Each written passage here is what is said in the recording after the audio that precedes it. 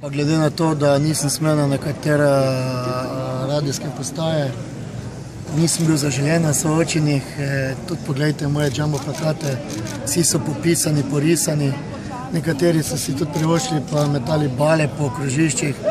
Gospod Fištrovec ima vse čiste plakate in vse plakate, ki jih je imel po City Lightih, mi nismo nagajali in mi smo spoštljivi do vsakega protikandidata, ne glede iz katere stranke prihaja.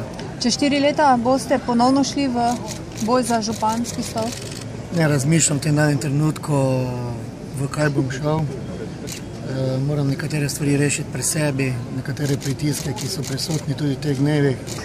Nobene skrivnosti ni, mislim predvsem na sodišče in nekatere odprte zadeve.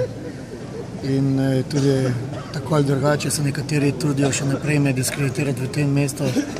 Čeprav moram tukaj priznati in reči, srcem sem delal za to mesto in srcem si trdim, da je to moje mesto, vaše mesto in za njega bo potrebno skrbeti. Žal mi je, da se nisem mogel prej vključiti v reševanje Pohorja. Gospod Fištrovec tu ni potegnil pravih potez po mojem osebnem prepričanju. Če nekdo položi aro, to pomeni, da se je nekaj dogovoril in ko se ti dogovoriš za posel, takrat položiš aro.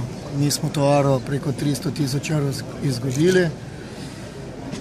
Kaj so se dogovorili, ne vem. Jaz si samo želim, da tistih 500 delovnih mest, ki je na Pohorju in pod Pohorjem in v mesto, da kdorkoli bo lahko, tudi sam bom poskušal preko svojih zvez v državnem zboru, da jih rešimo in da zagotovimo normalno življenje v tem mestu.